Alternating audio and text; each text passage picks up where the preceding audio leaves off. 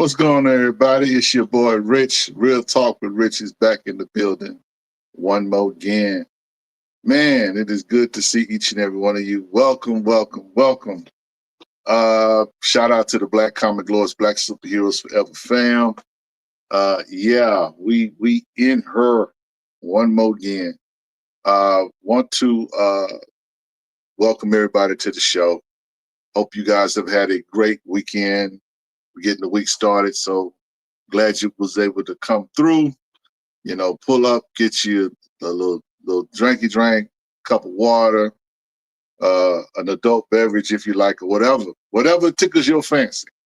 I'm just glad you're here with your boy on tonight. We got a show. Don't get into it. Don't want to belabor the time. Want to shout out to my squad. You know, the super duper producer Derek in the background, Dr. Wizard. And to all of you, want to thank you. What's going on, chat? Man, look, I'm having some issues with the chat right now for some reason. You guys are not really showing up. Moan, I see you. Jay Carter, what's up? John Fortune, what's good with you? So, yeah. But, man, look, while we're here, let's do some housekeeping. Please like, share, and subscribe. And tell a friend, tell a hater. We live on tonight, you know what I'm saying? If you're feeling a little generous, hit us with a super chat, you know what I'm saying? It helps keep the lights on and all that good stuff. Trust and believe it helps. So anyway, we got a show tonight. We're going to talk about a little bit of this, a little bit of that, some comic book talk. Then we're going to get out the street and get about our business, get the week started. So let's just get into it. First thing I want to talk about on tonight is I know DC, you know, DC Milestone put out a book. I know that, but we're not going to talk about that just yet. Not just yet. Okay. I want to talk about the Black Panther 60th anniversary book. That's what I want to talk about first. I want to talk Black Panther. And the reason why I want to talk about Black Panther is because I picked up the book, of course. What's going on? Frustrated. Thank you for the super chat. Thank you.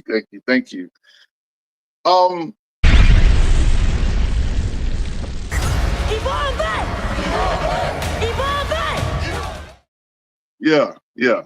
So the reason why I wanted to talk about this book is because I finally got around to reading it.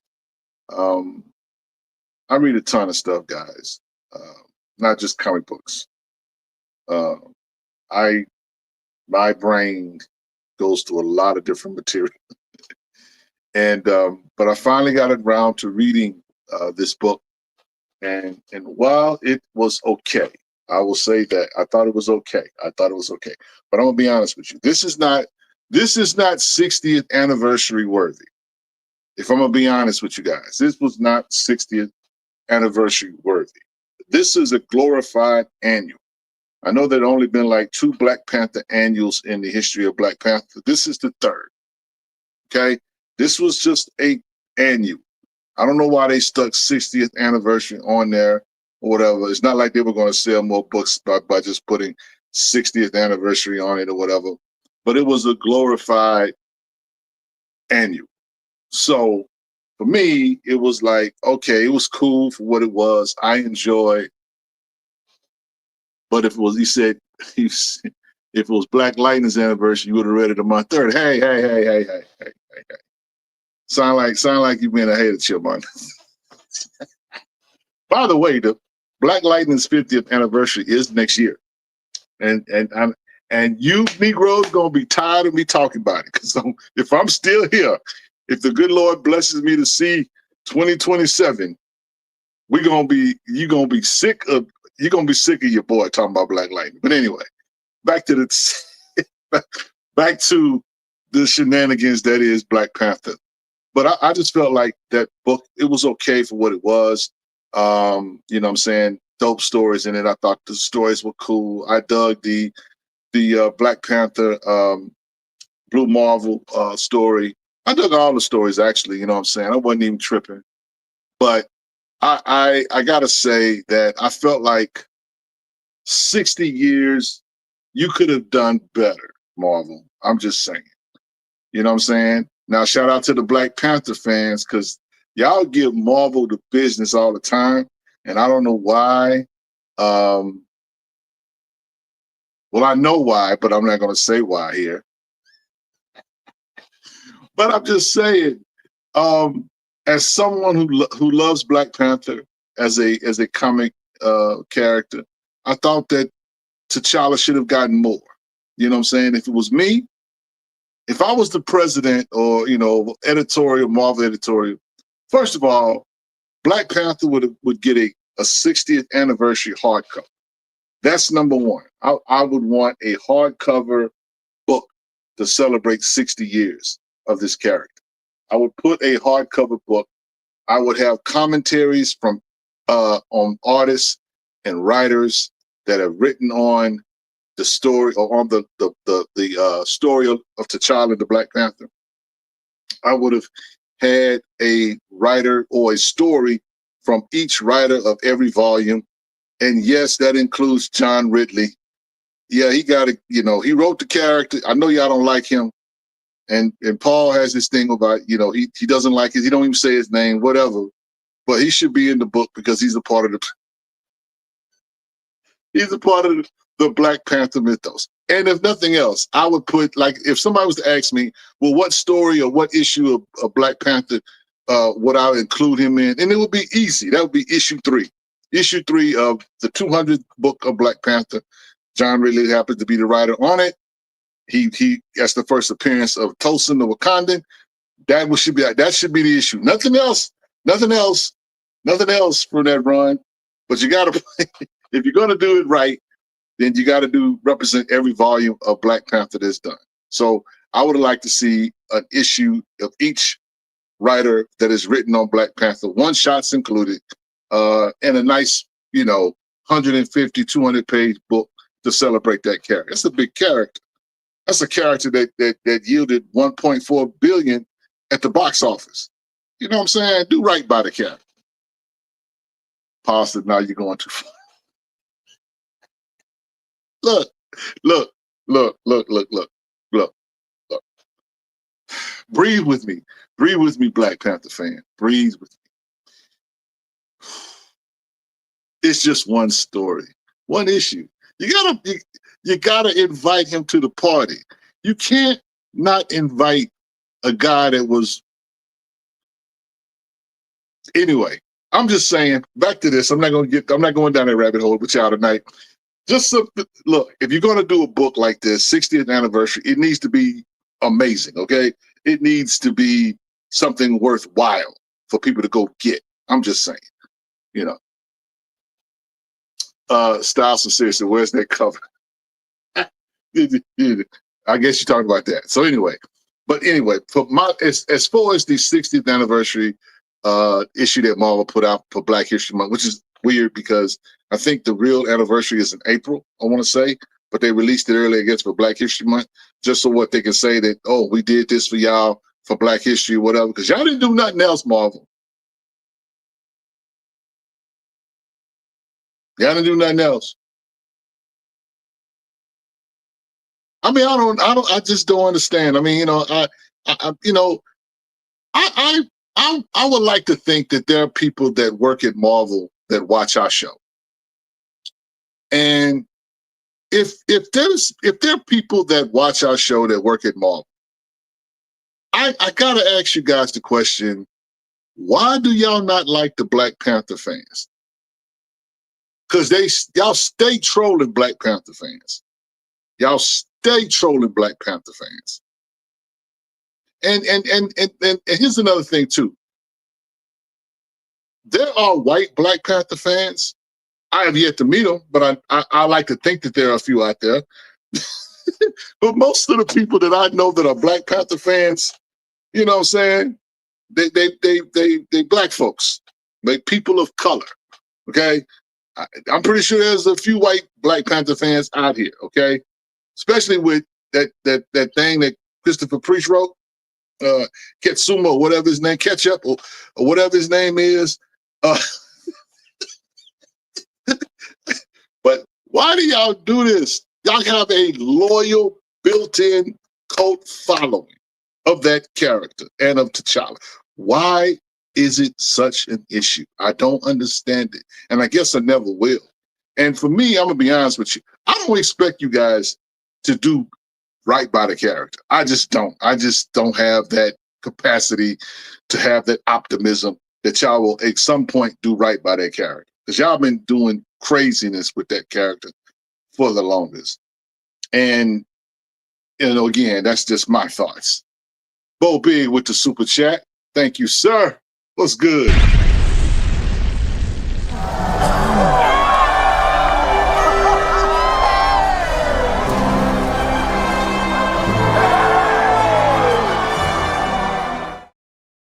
Yes. So yeah. So shout out to everybody that went out and bought that Black Panther book, 60th anniversary Black Panther book. And, I want more for Black Panther fans. I really do. Pull that comment back up there real quick. The one they put the same lackluster F into the 60th anniversary issue that they put into the Black Panther animated series. Yeah, I mean, it's unfortunate, but I don't know. I just wonder, when is enough? That's all I'm gonna say, Marvel. When is enough? Chillmonger said, I knew a white reader who collected Black Panther for the Alex Ross covers. Yeah, well, there is that, saying Alex Ross. I mean, that was the only thing dope I would say about that run was the Alex Ross covers. They were fire, for sure. Say why says the Black collector is the most loyal, even when they don't do us right by the characters and their stories. Facts. So yeah. So Collector says, I had forgotten about that BET series. Yeah, it was cool for what it was. This Paul defending it says that the Black Panther animated series was dope. It was done by Reggie Hudlin while he was working at BET, working with BET. Yeah. So again, the good old days, if you want to say it like that. But I just want more for Black Panther fans. And y'all could start Marvel by giving the Black Panther fans a ongoing series. But hey, I guess we'll have to settle for the Black Panther Intergalactic, written by Victor LaValle, which is pretty cool for what it is. For what it is a fantastical, weird aliens, T'Challa wrestling with snakes type story. But we need to get T'Challa back in Wakanda and Wakanda Prime, right? And doing what he does best, putting the blade where it needs to go. All right. So yeah. So that's up. Shout out to all the Black Panther fans out there.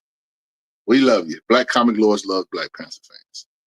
But anyway, going on to the next topic of discussion. If you have been under a rock, Mr. I Need an Acolyte series. Mr. Keelan, shout out to the good people, over at, Acolyte, Concrete Comics. They, it's still going. Shout out to them brothers. The new history of the DC Universe, the Dakota Incident. Now, this book came out this past week, and, shout out to everybody that went out and bought the book. Shout out to all the retailers that found themselves with empty shelves. Shout out to all of you people out there that did not think this book was going to sell out. Shout out to all of y'all who didn't think that, who are still scratching their head as to why this book is doing what it's doing. I'm going to say it louder for the white folks in the back. So, Joe Illich and the squad and the writing squad over at Milestone believed in this book. They believed in this book so much they said, you know what? We want this book to sell 100,000 copies. So Mr. Illich, the mayor, as Paul likes to call him, the mayor of Black Comics, he, made the rounds or whatever, was promoting the 100K challenge. Some of us here at Black Comic Laws was doing the same thing, promoting the 100K challenge. But there were YouTubers online. You know who you are. Some of y'all was out there boo-hooing it. Some people was out there, y'all go begging DC for this. No, nobody was begging. We were asking the comic book fans to be comic book fans. Don't tell me that you like Milestone and decide not to go buy the book. That don't match. that anyway, we'll get into that later on. But this challenge went out or whatever, and a lot of stores did in fact sell out. And that's a good problem to have. So now what you can do, I don't know if we have that hashtag, Derek. I know Paul, I think, started a new hashtag. I don't have it in front of me, so please forgive me. But about to request the DC book, the Dakota incident, just tell your LCS if they ran out to order another edition, another batch of books, hopefully it will get a second print. Now, I don't have no reason to get a second print other than maybe some cool, dope variant covers. You know what I'm saying? Sanford Green, talking to you. Marcus Williams, talking to you. I'm talking to Kanan White, talking to you. Y'all need to line up and get that second print variant popping. Yeah, here we go. Reorder the Dakota incident. Hashtag reorder the Dakota incident. Yep. So, but yeah, so shout out to everybody, man, that went out there and bought not only one book, but bought multiple books, got multiple variants, whatever. And it speaks to the buying power that we have. When we make up our mind, we get on code, things can happen. It can really happen, y'all. So again, as far as the book itself, I don't want to give the book away because I know it's some of y'all, they ain't read the book. Some of y'all ain't went and bought the book. But we telling you, go buy the book. So I'm not going to do a deep dive or whatever. Shout out to Paul. Paul did a dope show with the writers on the book. It was amazing. I enjoyed everybody's part. I think Morgan Hampton was my favorite section of the book. Shout out to my guy Black Lightning. He was in the book. That was a welcome surprise. I didn't think he was going to be in the book, but they put him in there for a hot second. He didn't suit up. He was in a suit. he was being very corporate, but it would have been dope to see him, in his superhero garb, doing what he does. But no. Manifesto says, where can I get one? You can't get one. This is a one-on-one. This is a one-on-one. Black Comic Lords got the 21 on it. I'm sorry, got my hand. 21, got that's the year we started. And then, of course, got to turn the other way. There's the Black Comic Lord patch to go with it. So, yeah, this is a one-on-one. You can't get this one.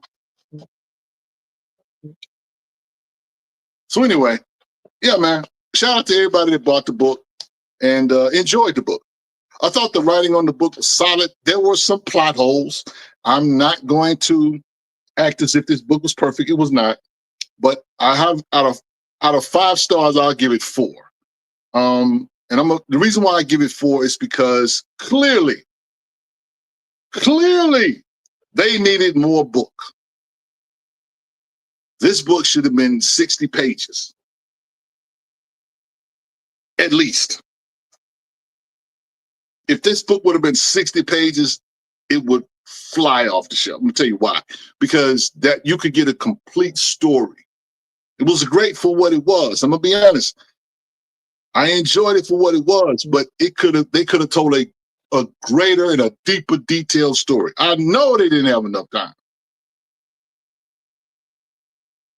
But we gotta, work with what we have, and then we can grow. You know what I'm saying? It's one of my issues. Let's see. Frustrated says Stephanie Williams' take on with Bronze Tiger was so good. That's the first time we actually got some more development for Bronze Tiger. Yeah. And, but here's the thing too with Bronze Tiger. I tell people. I told a guy today, matter of fact, that was posted. He posted. This wasn't in our group. It wasn't in our Facebook group, but there was another group on Facebook, and this guy was like, you know what I'm saying? He knew about Bronze Tiger, but he did not know anything about Bronze Tiger. So I told him, I said, well, go get Dwayne McDuffie's Justice League run, Justice League of America run by Dwayne McDuffie, because Bronze Tiger is in it, and you get some story with him in it and Vixen, and it's a pretty cool nod. And of course, if you like Bronze Tiger, the Suicide Squad goes without saying. But yeah, shout out to Stephanie Williams doing her thing. She busy. As she busy and booked. Shout out to the queen. So yeah, man. So y'all go pick that up if you have not. You know what I'm saying? Talk to your LCS. Tell them to order some more copies or whatever. You know what I'm saying? So I was talking to Derek behind the scenes. We were talking about how some people were caught off guard, and I was like, yeah, that kind of is really unfortunately how it is. And the reason why I say that is because it's happened with Black Panther. Shout out to Paul. When Black Panther issue 3 of the John Ridley run came out, that was the first appearance of Tosin. That was also the 200th issue of Black Panther. It went to a second print because it had to, because it sold out. Because the speculators, the greedy Gretchens in the comic book community, they were like, why can we didn't know nothing about this book? Well, sometimes it pay attention. It's good sometimes to pay attention to Black people. Because we were talking about it. Not a whole lot of other places were talking about it. As Paul hated that run, he was still talking about it. Oh man. I mean, you know what? Just for giggles, I am going to go back to the Black Comic Lords database, and I'm going to find the shows from that time when that run was out. And I'm going to work tomorrow. I'm going to go to work tomorrow, and I'm going to just play clips of the John Ridley era of Black Comic Lords. What a time. What a time. What a time. Yeah. So anyway, but yeah, man, it was a great story. I just think that they needed more. They needed more pages. It's clear to me that they could have told, it was a dope story, but it would have been amazing if they had the pages to be able to tell the story. And I know it had to be frustrating to try to put that book together, because they could have did so much more. And they gave us a lot for what they had, but I just feel like it could have been a bit better, only because, again, they had a budget. They had only so many pages. You can only say so much. You only can do so much. It is what it is. Orion said Static Batman Beyond also went to second print. Unfortunately, it did not have new cover art. Yeah. I mean, to me, if we get a second print, it better be some different cover art. I'm just saying. I would like, I'm just going to say it like this. I would like to see different artists. Nothing wrong with the cover A. I would like to see more. So, Chillmonger says speculators by comics. Mareva is utilizing them with the first appearance next month strategy. Yeah, well, you do what you got to do to stay in the game. At the end of the day, it is a game. It is a business. It is a comic book business. We're going to talk about the comic book business in a bit. So, matter of fact, Derek, take us to commercial. When we come back, we're going to get into tonight's discussion in regards to, the thumbnail. Power concedes nothing without a demand. We'll talk about that and all the shenanigans of being a comic book consumer in Black spaces. So we'll be right back. Stay tuned.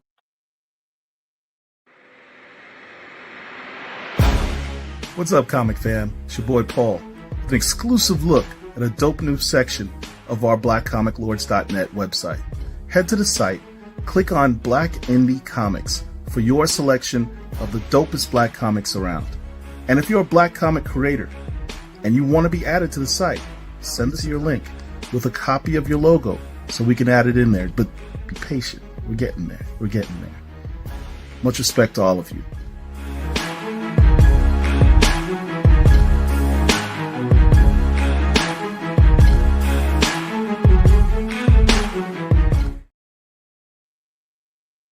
All right, we back.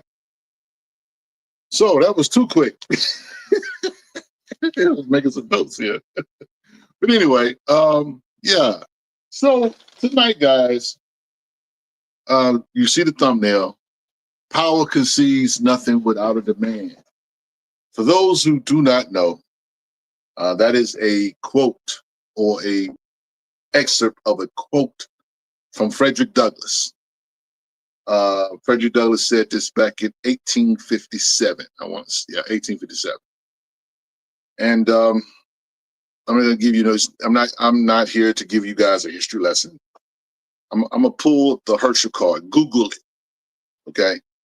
Suffice to say that in that particular speech is also the other quote that people like to say sometimes: "Without struggle, there is no progress."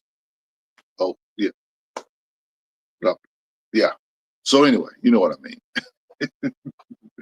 Have a scene moment.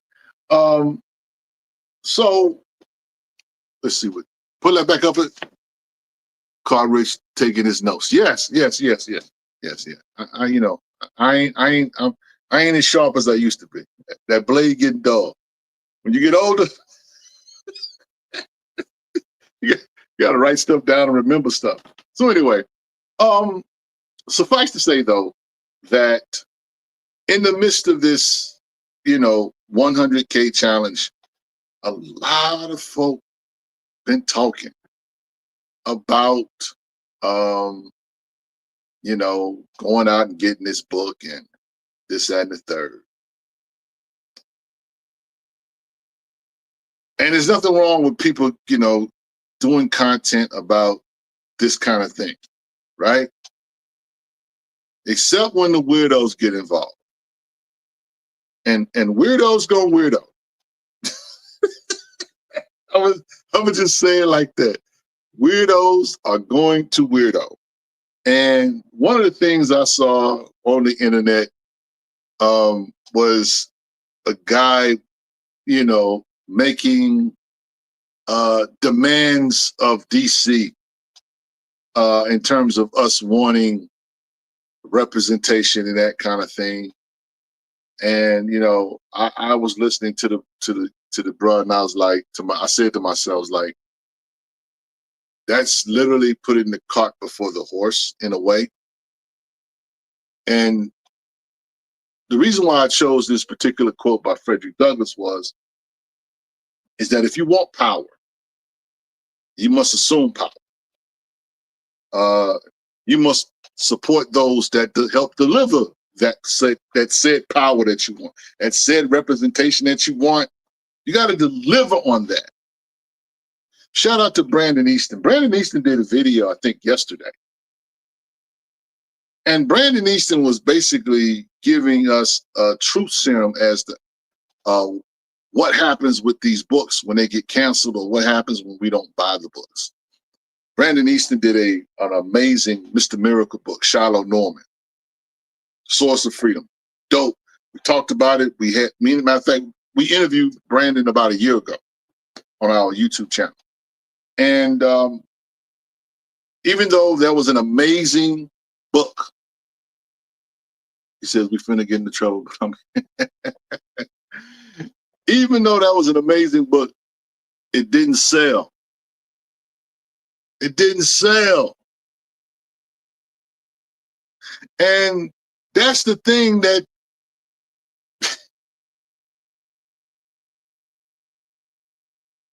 ladies and gentlemen, boys and girls, you cannot ask for representation.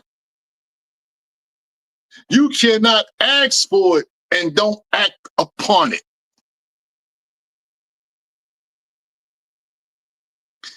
I'll give you an analogy. Let's say, fellas, put that back up there. Brandon punched these complaints in the face. Yeah, he did. Let's say, fellas, you digging on this girl.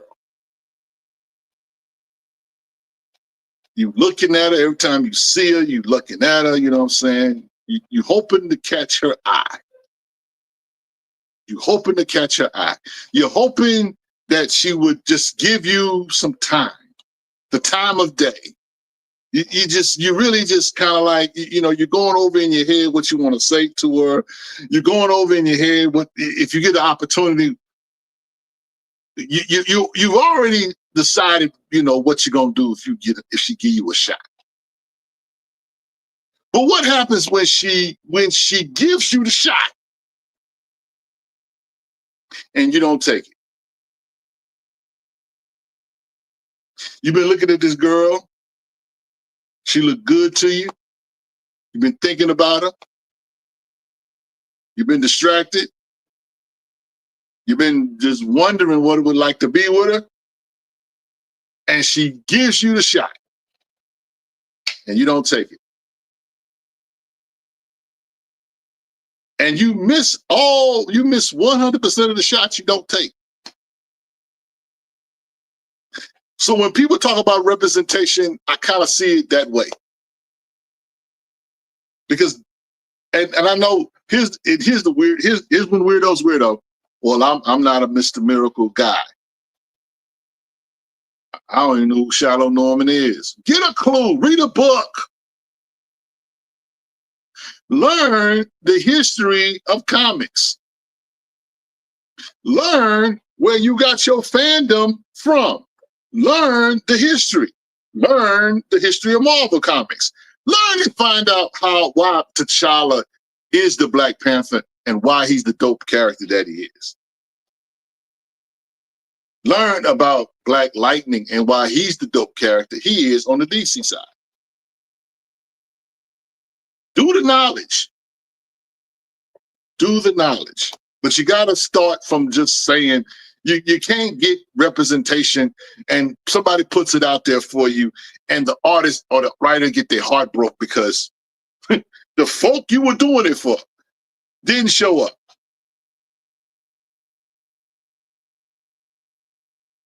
Didn't show up. That's crazy.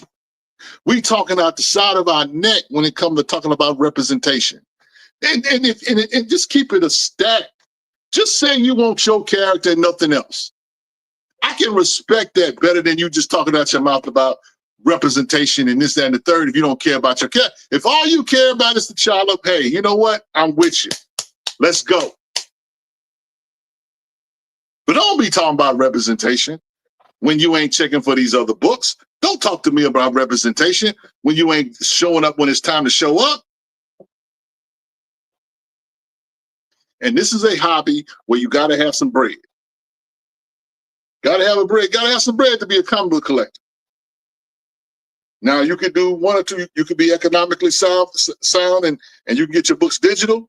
You know what I'm saying? You can pay for a subscription. You could do that. Or you can go out and buy the books, pre-order your books. You can go into the secondary market, go to YouTube, go to eBay, whatever. But don't talk about representation and you're not ready to represent. Now, the reason why the Milestone book did what it was able to do, because one, Milestone had a reputation. Two, Milestone had a fan base that's been built into this comic book thing for over 30 years. Three, people know the importance of Static and these other characters.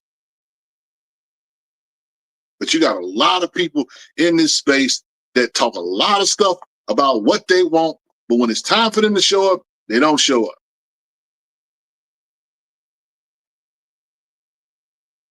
It's frustrating. It is frustrating because you have to understand you cannot be someone who is in this and be ignorant. You gotta have knowledge. You gotta have knowledge of the business, how this business works.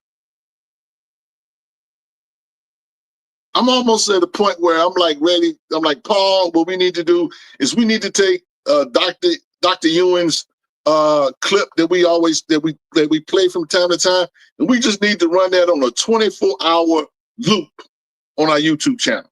Just run that. It's only like 2 or 3 minutes, but just set it to repeat.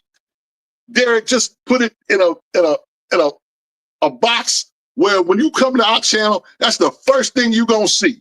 And you can't escape it. You just gotta watch it. You just gotta watch it. You know why you gotta watch it? You gotta watch it because you gotta understand what the business is. See, the business is not you just showing up with a black face, looking for a black face, and you buy a book off the shelf and think that you've done something. Yes, you have done something, but you have not done the thing that we need you to do, which is pre-order the books. Because when we pre-order the books, that counts as sales, and that accounts for the writer and the artist who is writing or drawing that book. It counts then. The wall does not count at all. I'm going to say that for the people in the back. When you go to a shop and you buy a comic book on the wall, that does not count as sales toward the book. You can buy 5 copies off the wall, and you feel pretty good about yourself if you did that. Some people did that. We told y'all to go out and sell it out, buy it out. We told you to do that because we wanted that book to sell out. We wanted to send a message to DC and to the retailers that, yes, we have buying power. But we got to learn to do that with every book. I can't make demands. I can't ask DC to give me this, that, and the third, and I'm not showing up to buy the books that's available. Ray with the super chat. Bring that back up. To be fair, Mr. Miracle has never been that popular, and his books are always having a hard time selling. Rafe, I'm going to chalk that up to the fact that some people don't know Mr. Miracle. I can. That is a fair point, but I'm not letting the black comic book community off the hook, because that's the problem with us. We only see, when it comes to Marvel, we only see Blade, we only see Miles, we only see Black Panther. We don't see the other characters. We don't care about these other characters. It's all we see. We like this. When it comes to DC, the only black characters they see is Jon Stewart. Every now and then, Blade. Every now and then, who else? Jon Stewart. Pretty much Jon Stewart, Black Lightning. Every now and then, Vixen. But there's not a whole lot of people checking for anything else other than 2 or 3 characters. Paul said it the other night. We know this to be a fact. DC got more black characters than Marvel. That ain't cap. That's facts. But why is it that only a few people can name a handful of characters at DC? Because we are a immature, and I hate to say this, but I'm going to say it because it's the truth. We are an immature consumer a lot of times when it comes to comic books. We don't know our characters. We don't know what's there for us. We don't. And to act like we don't is just intellectually dishonest. And you cannot put black comic laws exist to be able to inform and to speak on and educate sometimes or whatever. But not understand something. We don't just educate, we also learn. You can't educate until you're willing to learn yourself. You can't speak on something until you're willing to do the knowledge yourself. Brooklyn, what's going on? He says, grassroots scholar support loudly and often, for real, for real. It's the truth. So when we make these demands of these companies, when we go to DC and say, DC, we want this. This is what we want. This is what we need. Then we gotta, if DC come back and say, well, okay, I hear you loud and clear, but let's Let's look at the sales of the last couple of books we put out.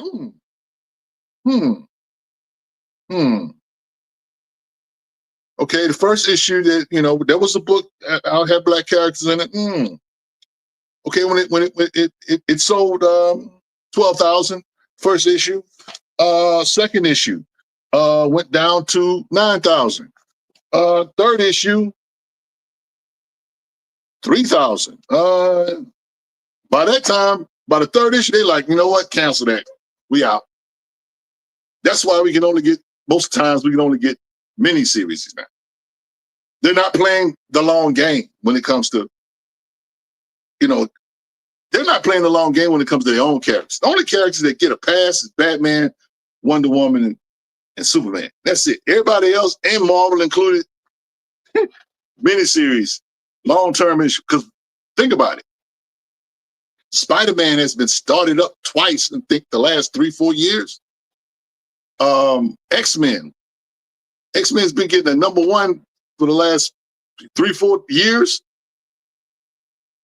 There's no continuity. I mean, it's. Let me see what we got. Hype Style, think with Super Chat. As a Gen X, a lot of a Gen X fan of comics culture, it's some wild attitudes now. Some folks think that they burn everything down is the only acceptable solution. Yeah, unfortunate. Thank you for the Super Chat, man.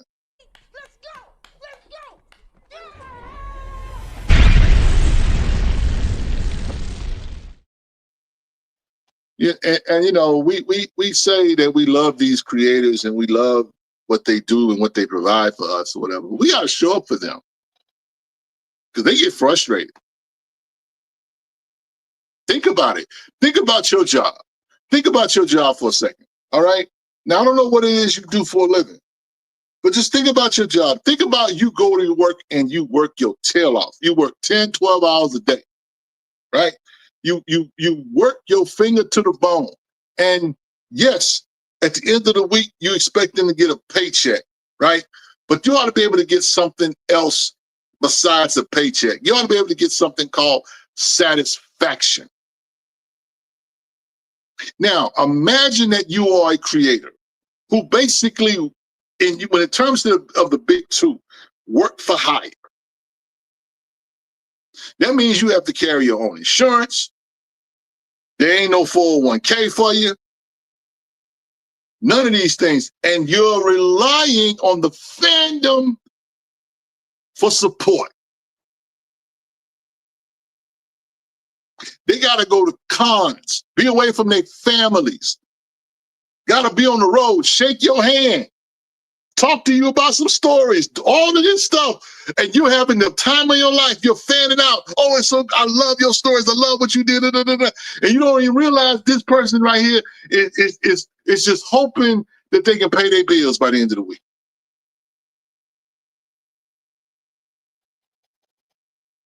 Chillman says, well, I'm 100% behind you, Rich. That's literally how the numbers work. When we see an issue of number 6 of Mr. Terrific, wasn't even ranked in the month's top 200, why would DC be compelled to launch an ongoing series? And see, that's Chillmonger. Bro, here's the thing about us as comic book fans. We have to take a long look in the mirror. And I don't think we want to do that. We tell people all the time, be the change you want to see. But people don't like the change. People don't want to change. And it's just the nature of the beast.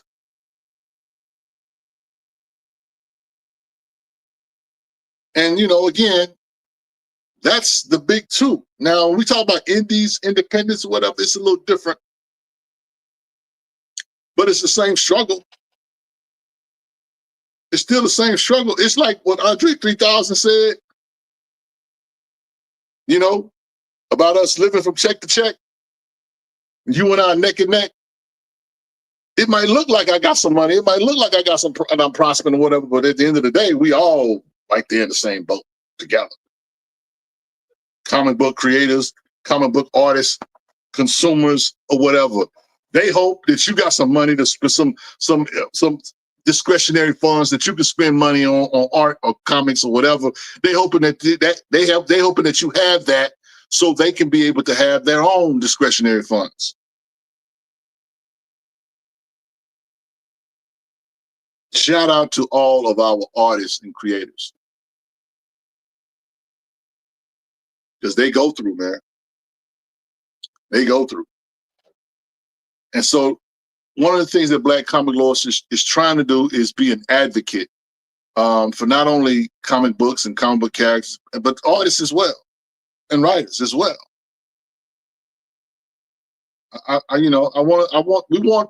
We say we want these ongoing series. We want these. We got to show up. We got to buy the books. We did a con a couple of years ago. The Black Comic Laws was at at the inaugural Atlantic Comic Con.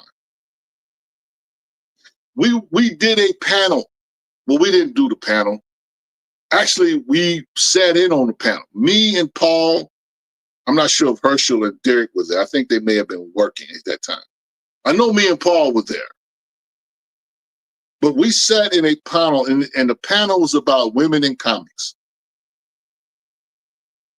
We sat there just listening to the conversation. And there were a lot of academics on the panel.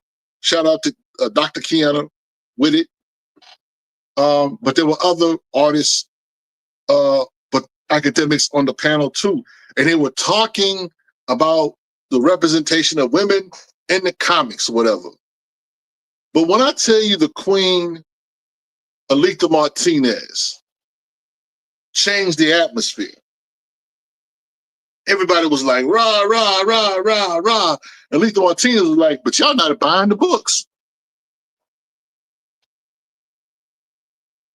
And it was a hush in the room because it's okay to like really desire or want something. But when you gotta put your money where your mouth is. Millennium Comics, true story. Indy just trying to make ends meet and make a difference, but people don't spread the word about it. What's going on, D? What's going on, Vonell? Glad you're here, bro. Man, I'm gonna call you, bro. I'm gonna call you. That's all I'm gonna say. But thank you for the super chat. Let's go, Derek.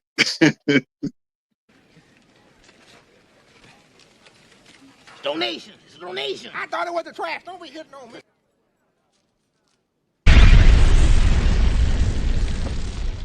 Thank you.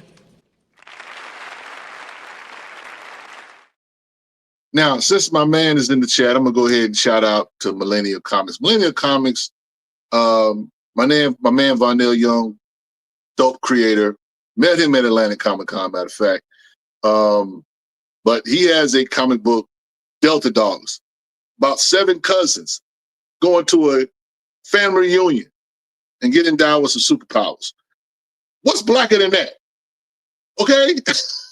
We talk about we want representation. We want black love. You know how it is with you when you with your cousins and y'all hanging out and doing whatever, you know what I'm saying? So Millennial Comics is a company that gives us that representation. Now, some of y'all want to punch somebody in the face and all that, but if you want family love and that kind of thing, camaraderie and sibling rivalry and that kind of thing or whatever, y'all check my man out, okay? HBO Comics says, let's play that Delta Dogs commercial, Rich. You know what? Derek, set that up and we'll play it in a second. But let me get this point out, okay? So, again, we got to show up. It's not good enough. I don't want to just come on and say, y'all not buying the books. Y'all not buying the books. It sounds like a broken record. And at times it does. And you know, and I'm not, for me, it's like, what do we do? Because we have to stay on that wall.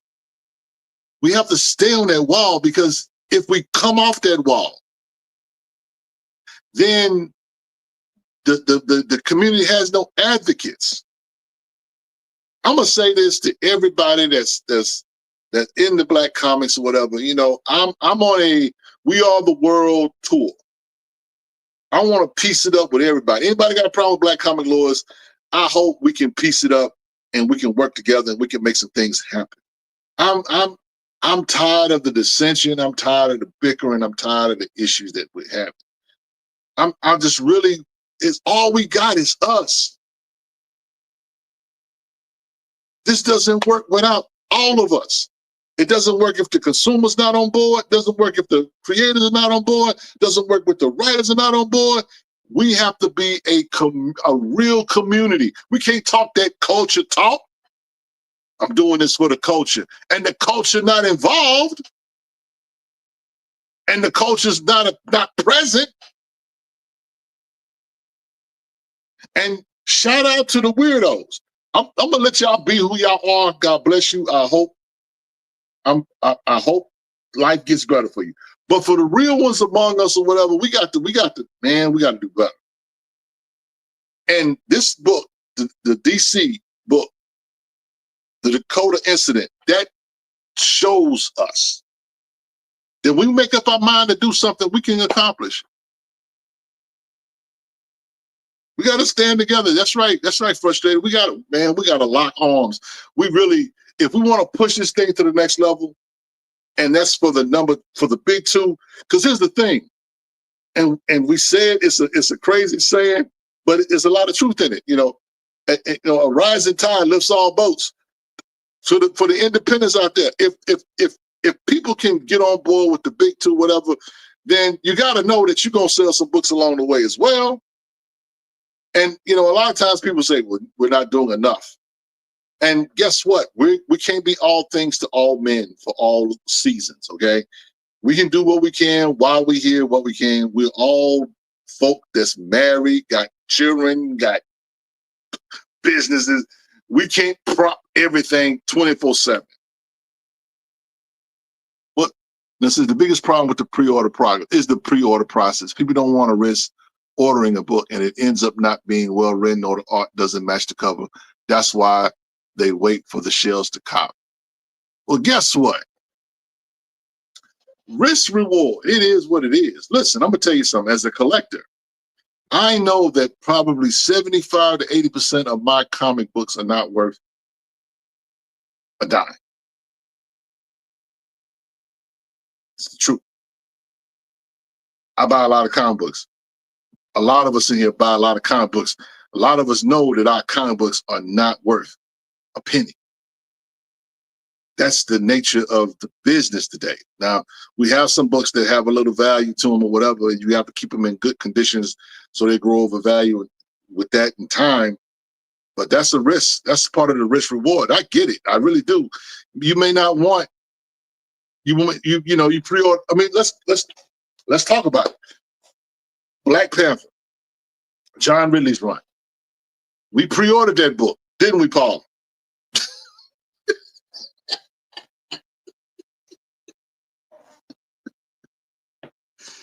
Now, hold the truth hostage.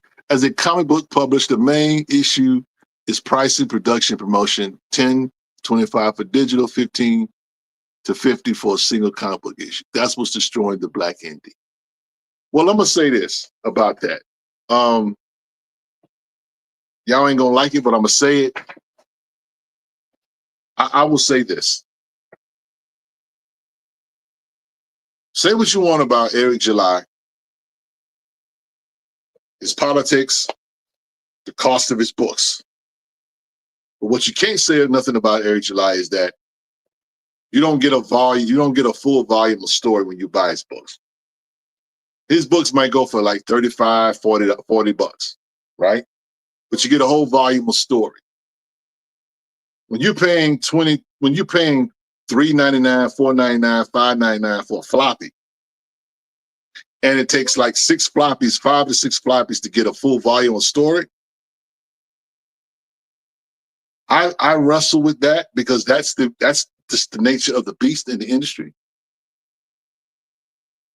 Black Spider says, I can't afford 15 or more for a single issue. I get it, bro. I get it. You gotta listen. It's like anything in our lives. What we want, we save for, that kind of thing. And here's the thing. There's no perfect. I don't pocket watch when it comes to nobody, whatever. And if you can't support like that, I get it. You do what you can. I'm gonna tell anybody that if you don't have the bread like that, to pre-order certain books or whatever, I get it. I understand it. That goes without saying. I'm not gonna tell you don't pay your card note or whatever for these comic books. I ain't saying that. Don't put that in Rich's head. Don't put that on me. I ain't putting that jacket on you. Well, what I am saying is that in the pre-order process, depending on who you go to, I think Midtown Comics is one company or whatever. You get a discount on books that you pre-order. There are different ways. You may have to do some research to get the best prices to get what you want, but there's avenues to go down. And I'm not saying, going back to my original point about Eric July, if you can't pay $30 for a book or whatever, then that's not the time to go get your book. Because I'll be honest with you, when ISOM first came out, I didn't buy ISOM because I was like, I ain't paying $30, $40 for that. I don't know. I don't know if I'm gonna like it. He had a sale one day. He had a sale, and I got that ISOM for like $10, I think, the first issue. So you have to sometimes do things like that. And again, Black Spider, I want you to understand that that's not everybody. That's kind of the exception, not the rule. You know what I'm saying? A lot of us spend a lot of bread. I know dudes that spend tons of money on comics. I complain about the money I spend. I know guys that spend double that every week. And I'm like, go ahead with your bad self. Now he says, I'm going to tell y'all my cheat. I pre-order the black titles and get the white ones off the shelf. Sound like a plan to me. So I can't be mad at that. There's ways to do everything, guys. I mean, there's more than one way to skin a cat. And I know that it's not a one solution. Everybody's finances, everybody's thing is different. I get it. I do. I really understand that. All I know is that when we say that we want these things, we got to be willing to invest. We got to make the investment. That's the biggest thing. If you say you want this, you want these books, then you got to make the investment. If you can't make the investment, then you don't play the game. It's that simple. And call it what it is. It's capitalism. It's not personal. It's just business. That's a part of the business. If black people are going to be in this business, if we're going to enjoy the fandom in this business, this is how we have to do it. We have to pre-order. Now, when it comes to the indies, let me just say this. When it comes to black indies or whatever, relationships are critical. When you buy a book from an independent black creator, there's a level of grace and trust that you have to employ. Because this is somebody that is not from the big two. This is somebody that may have challenges. And you have to bake that into your mind when it comes to it. You can't expect to get DC or Marvel quality from somebody just getting started. Now, if they can give to that, more power to them. But a lot of times they're not able to do that because they don't have the resources to be able to do that. So you have to make the investment in them. Millennials. He says, have a good stream, man. Got to get up early. Thanks for always fighting the good fight. Be blessed. Respect, brother. Thank you. Derek, hit us with the super chat. Thank you, brother.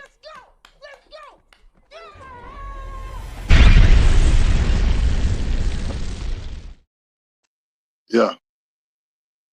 So again, man, you know, my thing with us is that we have to give each other a fighting chance. Now, let me say this about independence, because I've talked about the big two, and I don't want the people that have independent comics. And I just shouted my man Millennial Comics out, but I want the independents to know one thing. I want y'all to know that, one, Black Comic Lords believes in you. I want you to know that we believe in you guys. We want to help as much as we can. Now, sometimes that means, you know, it has to be reciprocal. Help me help you. Because for us, it's just not business. It's also fandom. I am a fan first and foremost. So that means I want to buy your book, but I want to buy your book as a fan. I don't want to buy your book just because I represent Black Comic Lords. Meaning that I want to buy your book, I want to talk about your stories, I want to talk about your characters, and I really want to mean it.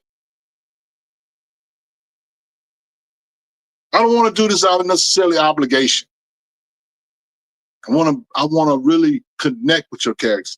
Somebody brought up earlier about Acolyte. Mr. Keebler, he brought up Acolyte. I want more Acolyte. I do too. I know God is getting ready to put out a new a trade, hard book trade or whatever, you know what I'm saying? But I need more stories on the antagonist. I don't want what I already got. I need more. I need more I need more from Wiseacre. I mean, it's all relative.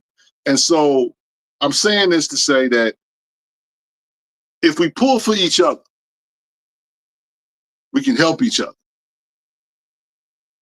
The way we help the artists and creators when it comes to the big two is making sure our books are pre-ordered. The way we help our independent brothers and sisters, the way we do that is create and form connections with these people.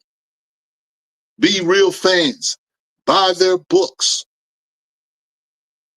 Talk about their books. Ask them about their books. Ask them about them. Ask them about how they doing. They're human beings too. They're not machines. They go through just like anybody else. We all we got, y'all. We all we got. I want y'all to really think about that for a second. Derek, if you don't mind, play that Millennial Comics commercial. And when we come back, we're going to get ready to get up out of here. We're going to have chat talk, and then we're going to get out the street. Okay? We'll be right back.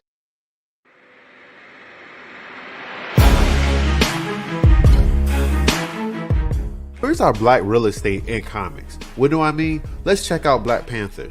He is gone from the MCU for reasons. And what is happening in the comics? We can complain all day about how our champion is being treated, but we don't own that character. Look at Milestone character, curated by one of the greats, Dwayne McDuffie, my guy, but we don't really own or control any of his characters. DC does. So I'll ask again, where is our black real estate in comics? Meet Delta Dogs from Millennial Comics, created and controlled by us, where story sits in the forefront. Delta Dogs is more than just black characters being black for the sake of being black. This story is about 7 cousins that gets into an encounter with a mysterious glowing stranger that changes their lives forever. And with their unique abilities, this family may be the one thing that can save their hood that's being ruled over by a vicious super gang. With an ex-criminal as their leader and other superheroes that looks the other way when it comes to their environment, this will be an impossible mission to pull off. Grab these books in our hardcover Ultimate Edition bundle at millennialcomic.com so we can really have some skin in the game when it comes to the comic book industry. Keep doing y'all thing, Black Comic Lords. Peace.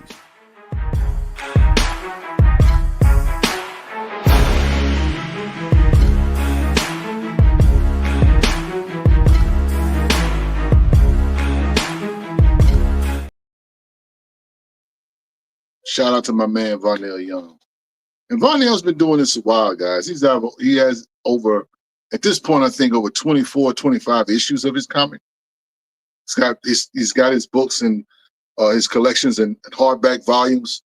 If you want something different, something dope and cool to read, black love, black family love, Millennium Comics, baby. It is what it is. Frustrated says, why is they could just drop City of Demons? Yep. And see, that's the thing too. We need to be in the know of what's going on. What's going on, Jeffrey Thorne? Thank you for the super chat, my brother.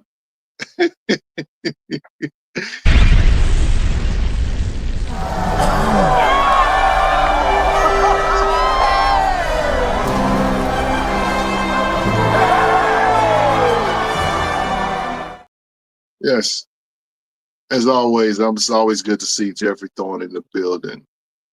A creator, a writer, who did a dope X-Force book. I don't know what the sales on it was, but it was dope. You can't say you ain't got books out there to read, y'all. And here's the thing about that. When you know that there are people who look like you doing stories and writing on comic books, no matter what color the person is, whatever, you ought to at least be intrigued, at least check it out. I know some people just do capes and cows. Some people do horror. Some people do gothic mysteries, whatever. I get it. Try something different. You know what I'm saying? Come on. Rodney Barnes writes horror, but I need Rodney Barnes to write another superhero story. Shout out to Rodney. Philadelphia, Rodney. Rodney, Mr. Barnes, please, I need my issue 36. DC should do a $10 pocketbook on the Milestone storyline. I know that's right, Black Spider. They do it. Now, here's the thing. They do have the Static Season 1 in the pocketbook. You can get the Static Season 1 for $9.99. Matter of fact, you can get that Static Season 1 for $9.99, and you can get the Far Sector run for $9.99. So those are two Black titles that DC did put out in the short pocketbook editions. I got to go get the Batman Court of Owls. That's the one I need to go run around. Don't miss it, hey. Look, I mean, you know what I'm saying? I'm on my Issa Rae stuff tonight. I'm voting for everybody Black. I'm just in the pew nodding, man.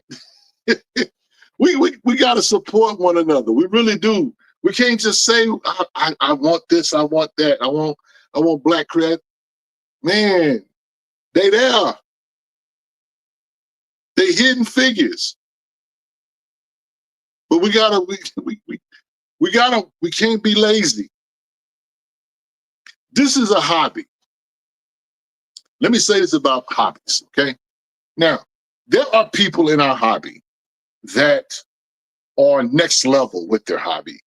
I know cats who collect, right? And I know guys that are collectors, okay? I know some real collectors. I'm talking about guys that go get the first appearance of the first skillet on the first plantation. they got the books. They got the history books. They got the real stuff. Me tripping about getting, the first appearance of Waylon Jones is one thing. But to know that there are people that have books that, in terms of the first time you saw a black man depicted positively, there are people on that level that collect Golden Age books. There are people, there are levels to this thing, right? But what I'm getting at is that no matter what level you're at, there's some work involved. There's some investment that's involved. Thank you for the super chat. Respect for hosting this and speaking on things. Truth is, we Blacks need to work based on us and the standards, not those outside of us as a standard. I 100% agree.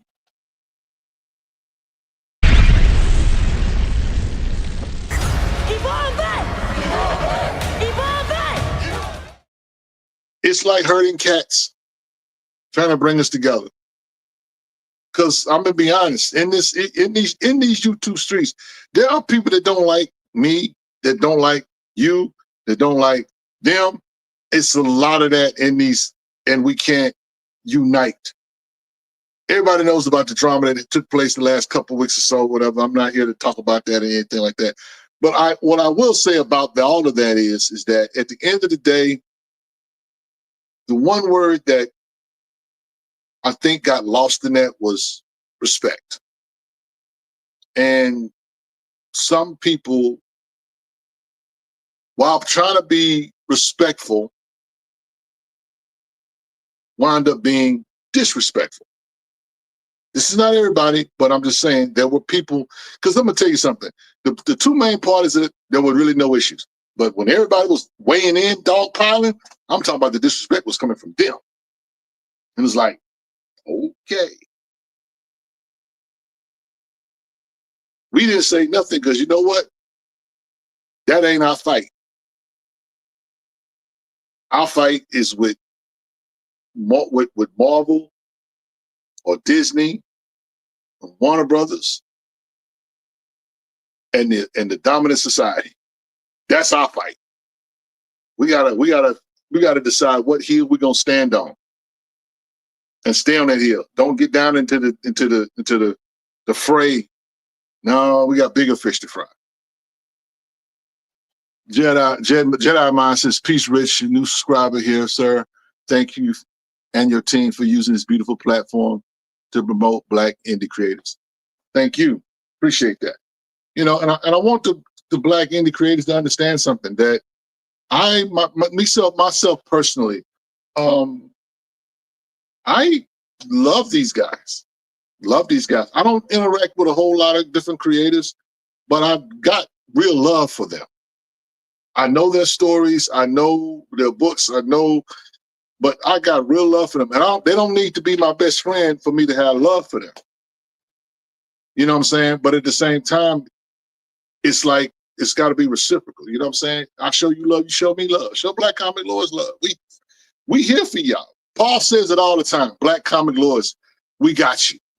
We don't just say, we're not just saying that. We really saying we got you. You know what I'm saying? We really want to see everybody win. And it hurts when we lose or when someone loses. Because when the family feuds, no one is happy. Because Rich, I'm working on an FOC awareness campaign. Paul knows, but we can't fail Stranger Comics coming to shops. No, we cannot. We shout out to Sebastian and the good work he is doing. And again, there has to be a component of the Black comic book community that focuses on the business. We have talked to people behind the scenes in regards to the comic book business, because you know that's the thing about hip hop or whatever. We all love hip hop, and over the years, you know, all the stuff, but very few of us are astute or learned when it comes to the hip hop business.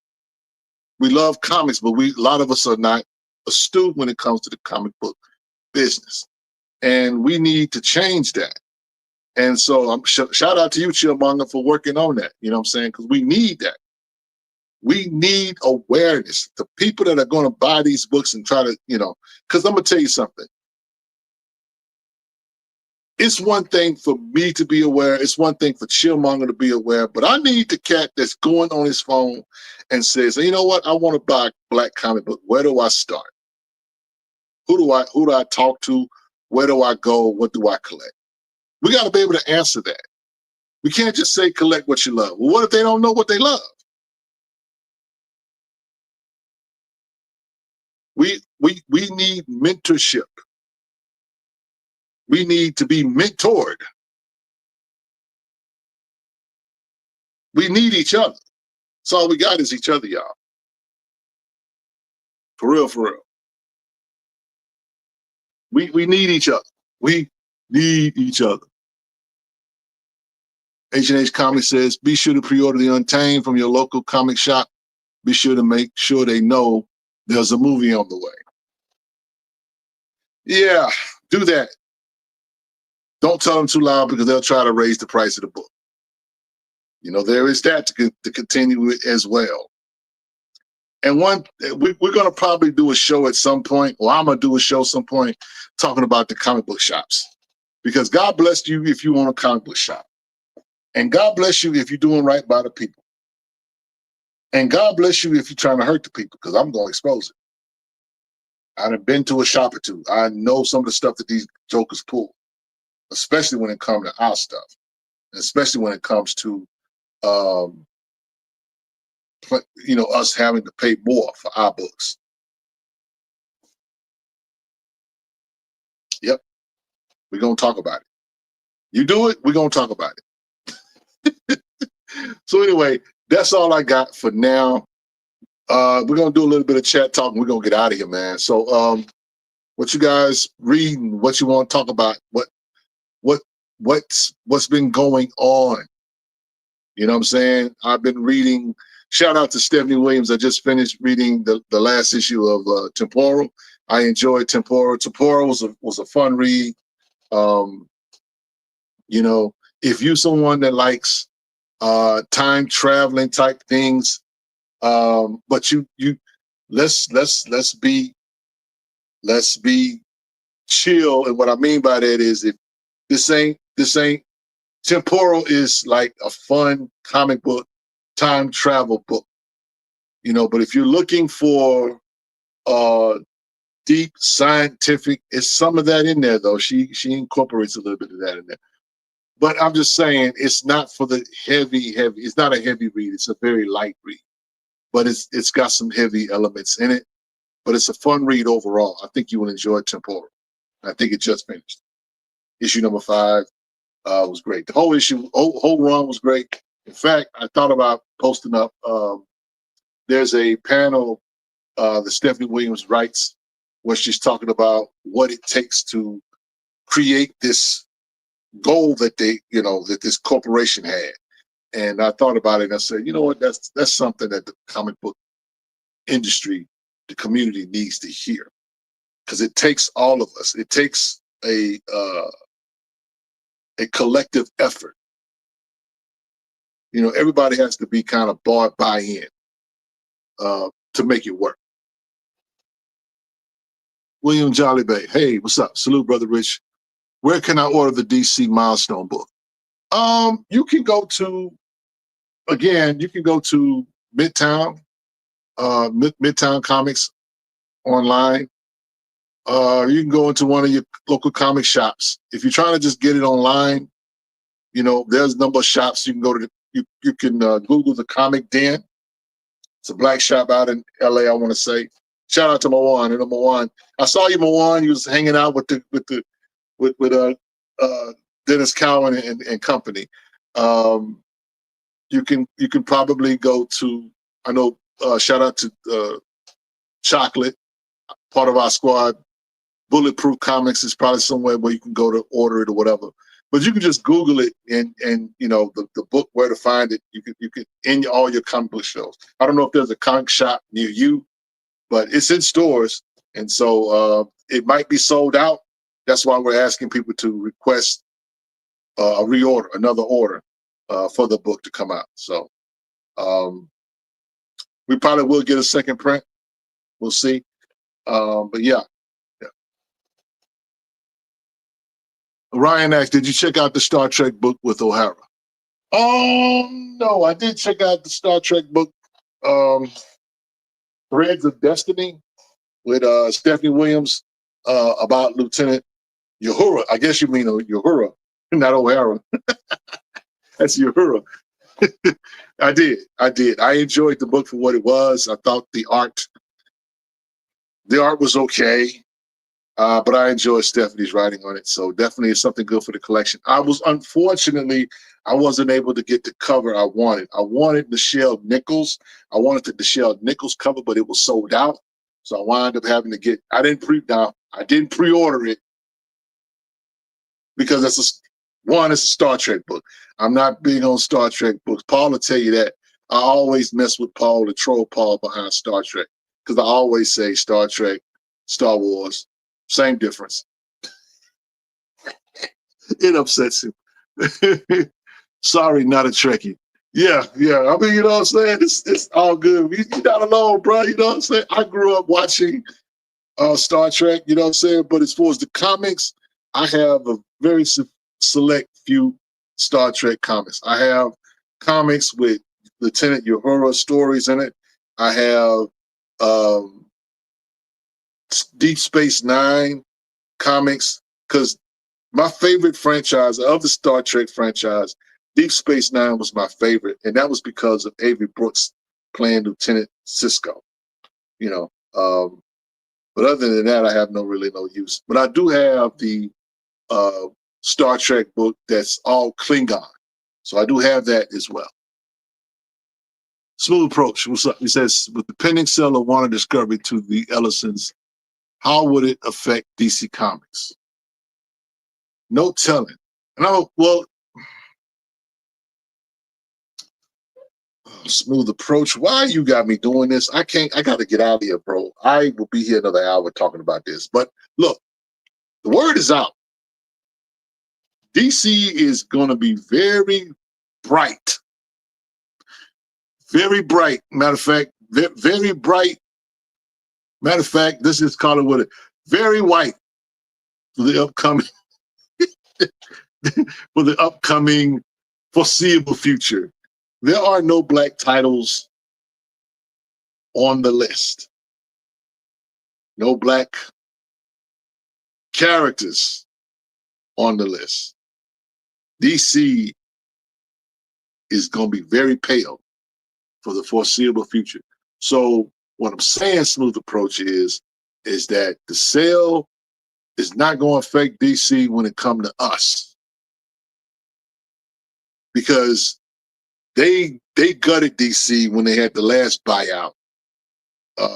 When the Static movie was on the docket, they did away with that. They quietly did away with that. They didn't make a lot of noise.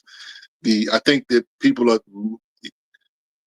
still hanging on to bated breath for Michael B. Jordan to do a Valzar movie, but I don't think that's going to happen. So I don't think much is going to affect us. Yeah. So what else we got, y'all? Chicago Vega, what's good? Seeing Dennis Cowan and other writers of the Dakota incident was amazing. Their perspectives and analysis was phenomenal, dissecting the process. And Cowan is a comedian. Yeah, he cut up the other night. I'm just happy to see my brother get his flowers. He is a GOAT in his own right. And we've wanted to just have that space for him here. Black Comic Lords exists for people like Dennis Cowan, because we weren't able to do that for an artist like Billy Graham, who was a GOAT in his own right. And Black Comic Lords wasn't around when he was around.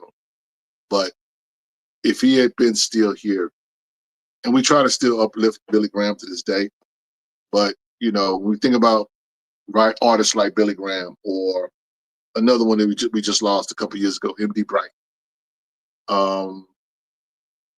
you know, having a platform and a space where they are celebrated and where they are not only saluted but championed, and there's an advocacy that we have for those OGs. You know what I'm saying? We have a lot of work to do, because there are others that we want to prop up and that kind of things as well. And there are some that are, to be frank, you know, some guys are not as receptive because of history and the bitterness that this cutthroat industry that they're in affords. And so if Black Comic Lords can bring a little joy, a little light to a creator like Chuck Patton and others, then that's what we're going to do. We're going to try our best. And shout out to those writers, because guess what? All of those writers, they really just getting started. You know, like in the term, I said it earlier, I enjoyed all of their Joe Willis's, I enjoyed the whole book, but Morgan Hampton by far was my favorite part of the book.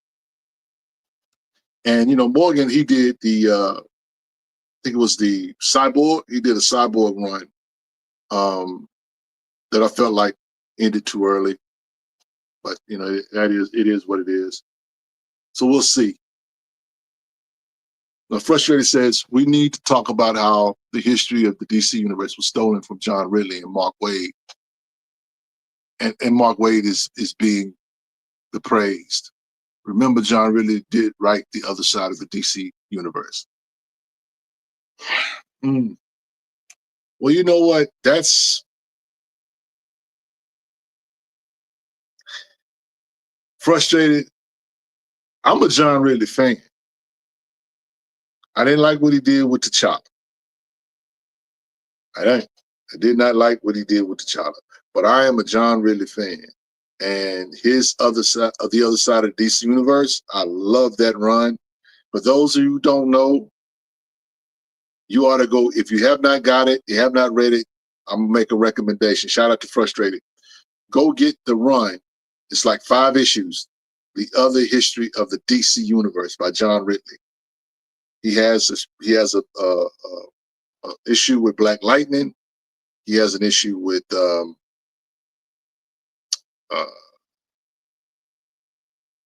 Question. I'm losing a thought of what her name is. Katana from The Outsiders. Mal Duncan and Bumblebee. And I'm missing one. But yeah, go get that. Y'all should go read that. And the thing about that book is it's not the typical comic book. It's actually like almost a book, comic book, but it's in a documentary type style. You know, there's no action in it. It's just basically these superheroes talking about their history in the DC universe. Real good, especially the Black Lightning one with him and his daughters. Or Thunder may be the one. That's the one I'm missing. But yeah, dope book for real.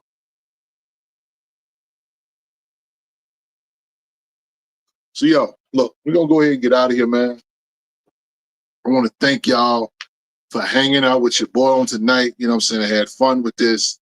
Kind of a heavy conversation, but I tried to make it as light as possible. You know what I'm saying? I want everybody to know that I love you in the spirit of this fandom in terms of my thoughts. You know what I'm saying? I'm not fussing at anybody and saying, go buy the book, go buy the book. I'm not trying to do that. I just want us to understand that if we're going to be serious about the representation, we're going to be serious about the iconography, we're going to be serious about all of this stuff, then we have to make personal investments in what we're doing, whether that be through pre-ordering or going above and beyond. And I didn't get a chance to really make that point, was we have to kind of work with this being a hobby. You have to work at it. You have to work, you have to research, you have to do the knowledge to be able to enjoy this hobby and maximize the efforts, or should I say, maximize the fruit that's in it. There's a lot in this hobby just between these pages. It's a lot there, but only whatever you put in is what you get out of it. At the end of the day, no deposit, no return. If we don't make the investment, we don't pre-order these books, if we don't do the necessary steps to ensure that our stories are heard, if we're not doing what we're supposed to do to ensure that our creators are being taken care of by the big two and the independents, if we're not bigging up one another, helping one another, I need someone to help me, help them. And I need you to help me to help you. We all we got. So let's just do right by one another. You know what I'm saying? Jedi Mind says, I appreciate you, sir. I knew I was a fan of your platform when I saw Sebastian on the channel. Met the brother a couple of times out here at LA Comic-Con. Definitely pushing for a salute. Absolutely. So, yo, I'm going to hit you guys with the benediction, and we're going to get out of here. The benediction comes from Proverbs, the 13th chapter, verse number 3. And it says, the one who guards his mouth guards his life. And the one who opens his lips invites his own ruin. From the stronghold that is Black Comic Lords and Black Superheroes Forever, it's your boy Rich. Till next time, we say peace. We see you when we see you. Good night.